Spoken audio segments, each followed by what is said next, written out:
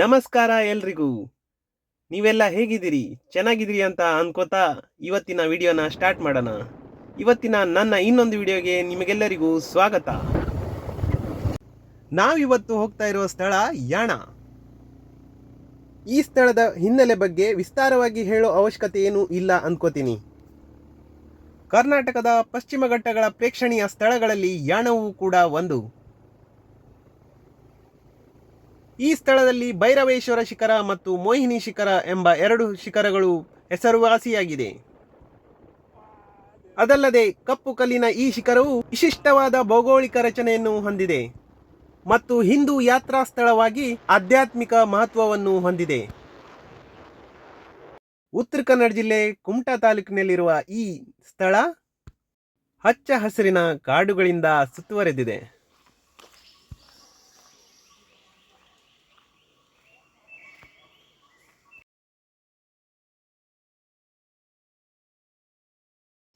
ಮುಂದೆ ಕಾಣ್ತಾ ಇರೋದೇ ಭೈರವೇಶ್ವರ ಶಿಖರ.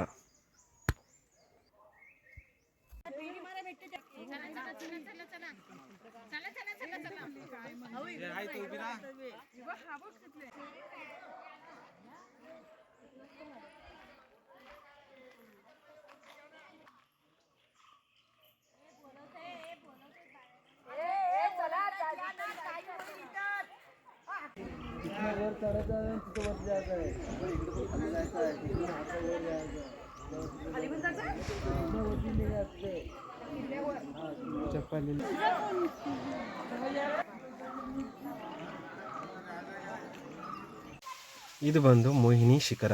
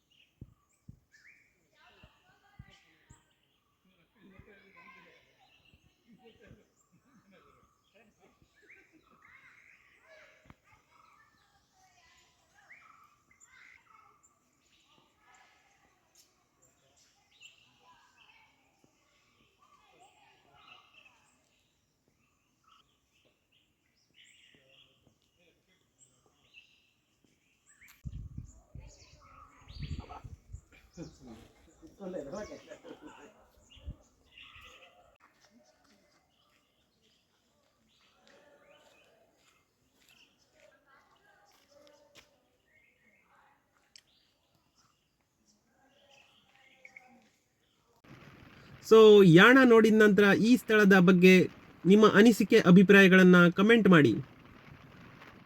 ಇನ್ನೊಂದು ವಿಷಯ ಏನು ಅಂದರೆ, ಈ ಸ್ಥಳಕ್ಕೆ ಭೇಟಿ ಕೊಡೋದಾದರೆ ಯಾವುದೇ ಬಸ್ ವ್ಯವಸ್ಥೆ ಇರುವುದಿಲ್ಲ. ಭೇಟಿ ಕೊಡೋದೇ ಆಗಿದ್ದರೆ ಖಾಸಗಿ ವಾಹನಗಳ ಮೇಲೆ ಬರಬೇಕಾಗುತ್ತೆ.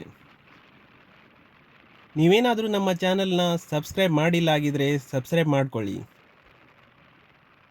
ವಿಡಿಯೋ ಇಷ್ಟ ಆದರೆ ಲೈಕ್ ಮಾಡಿ, ನಿಮ್ಮ ಸ್ನೇಹಿತರ ಜೊತೆ ಶೇರ್ ಮಾಡಿ. ಇನ್ನೊಂದು ಇಂಟ್ರೆಸ್ಟಿಂಗ್ ವಿಡಿಯೋ ಜೊತೆ ಭೇಟಿಯಾಗೋಣ. ಅಲ್ಲಿವರೆಗೂ ನಮಸ್ಕಾರ, ಶುಭ ದಿನ.